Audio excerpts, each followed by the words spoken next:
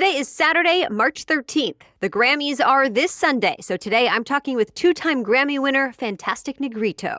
This year he's nominated for a third Grammy. His latest album, Have You Lost Your Mind Yet?, is up for Best Contemporary Blues Album.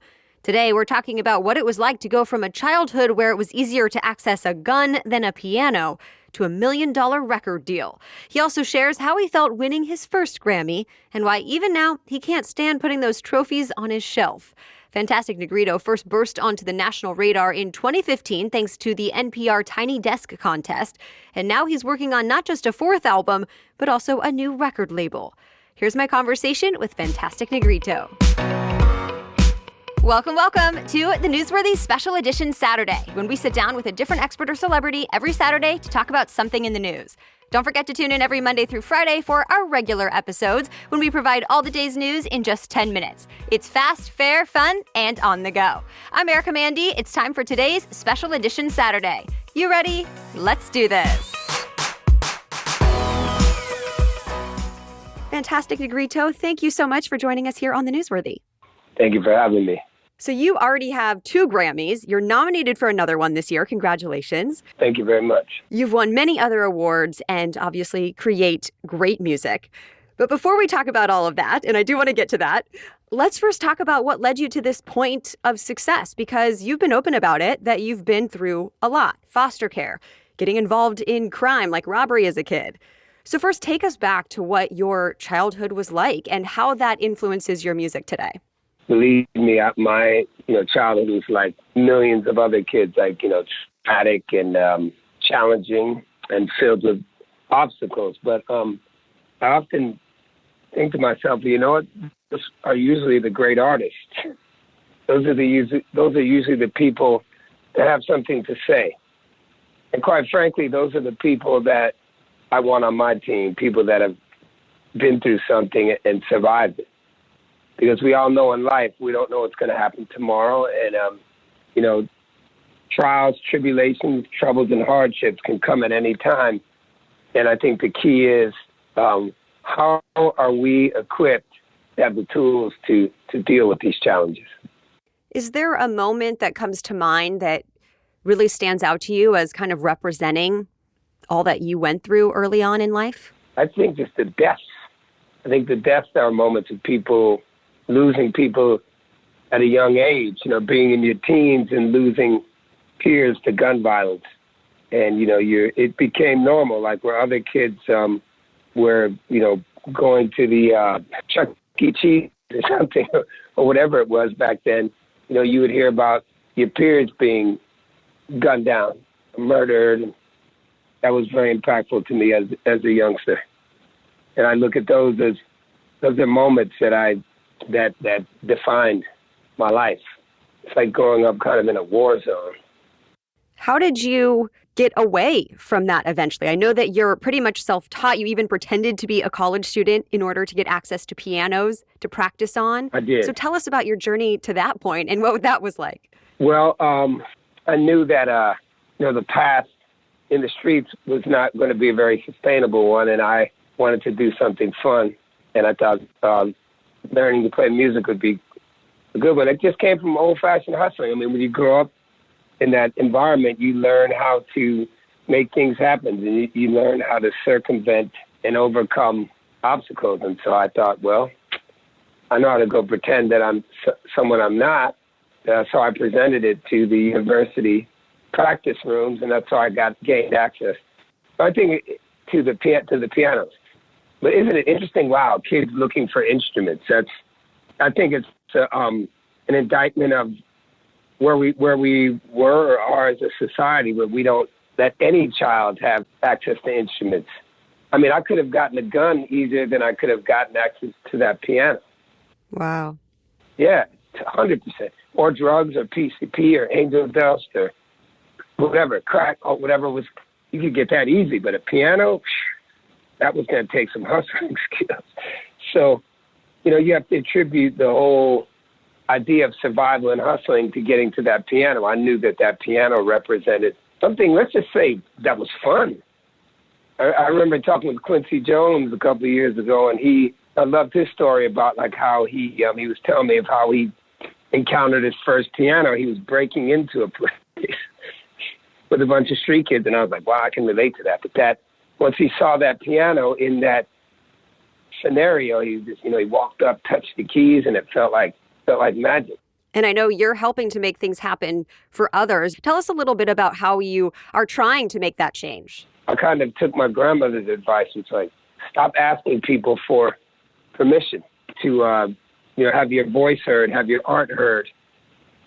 And I think that we put the collective together to make things happen. Like, how could we raise funds to, give us access to write your own screenplays, put out your own records. And no one would have ever given Fantastic Negrito a chance at all, and we've made some things happen. The guy I started it with, he just wrote and produced the latest Marvel series. So, we've come a long way.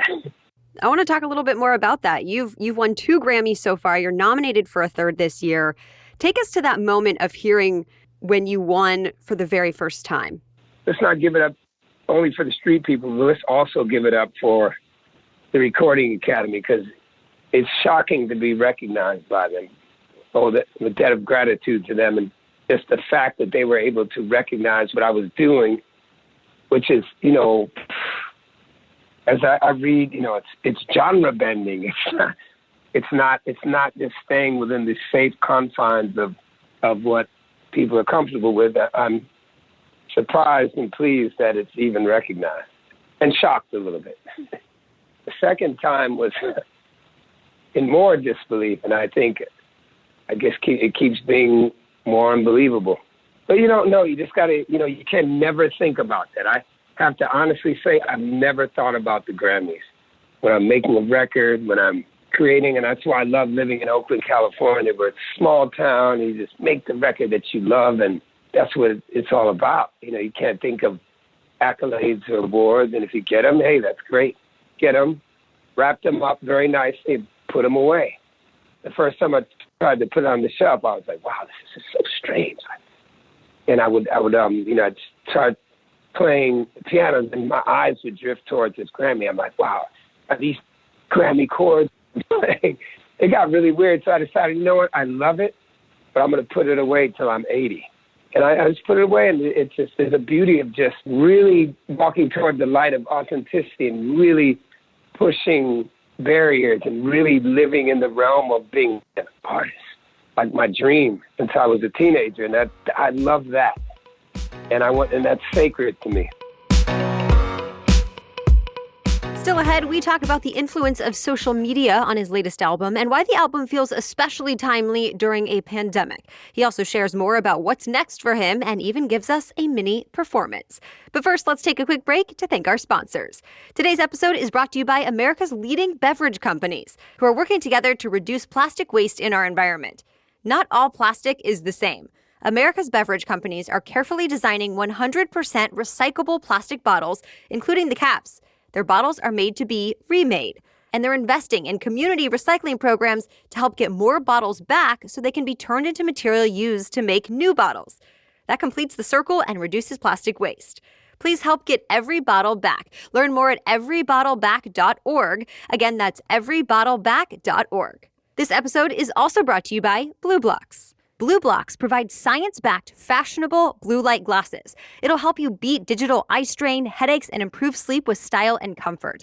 In fact, Blue Blocks was first created because they were unhappy with the quality and lack of science behind leading blue light blocking glasses brands. I've already been a big fan of my clear prescription glasses having blue light filtering for everyday computer use. But get this, the Blue Blocks collection extends way beyond that. For example, I've been trying their Sleep Plus option, the only true 100% blue and green light blocking lens for after sunset use. I use them when I need to work on my computer or be on my smartphone immediately before bed, which happens a lot. I also love that this is a company that gives back. For every pair of Blue Blocks glasses sold, the company donates a pair of reading glasses to someone in need. So read more about the options and styles and get 20% off your order at blueblocks.com/newsworthy. That's blue, B-L-U, blocks, B-L-O-X, blueblocks.com/newsworthy to learn more and get 20% off your order. Okay, now back to my conversation with Fantastic Negrito.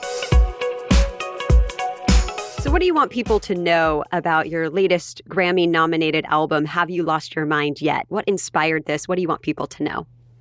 You know, that when I created this album, it was, wow, how timely is this album, too? Like, I mean, as I'm looking at into a hotel window, I'm in quarantine. I'm like, have you lost your mind yet?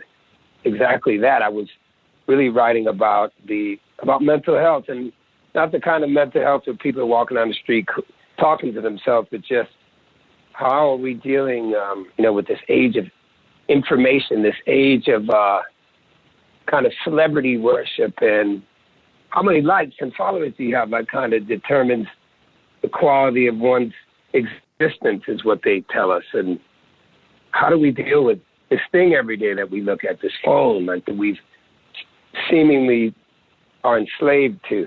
That's what I was writing about on Have You Lost Your Mind Yet? And I just want to let people know, if you have lost your mind, you're not alone, and it's okay. Absolutely. So many people can relate to that, especially right now. So what is next for you? What are you working on? Writing and hoping to start producing and a record, I would say, in the next month, like a brand new record. And I think there was a lot to write about. And I'm launching a new record label called Storefront Records. And that's exciting to me. I always wanted to do that, work with other artists and do collaborations and maybe help shine, be the light that was shined upon me, like shining upon others that may feel marginalized and unique and different. Really look forward to that. I would love it if you'd be willing to just sing a line or two for us as a way to kind of end this interview. Have you lost your mind? Yes. Get free tonight. It's your mind, body, and soul tonight. Let your mind, body, and soul feel it tonight. All right, thank you, Fantastic Negrito, and good luck at the Grammys this weekend. If you want to learn more about Fantastic Negrito or listen to more of his music, we've linked to all of that in our episode notes on thenewsworthy.com. The 63rd Grammy Awards air this Sunday at 5 p.m. Pacific Time. Of course, join us again right here next week to listen to our regular episodes. We provide all the day's news in just 10 minutes every Monday through Friday. Until then, have a great weekend.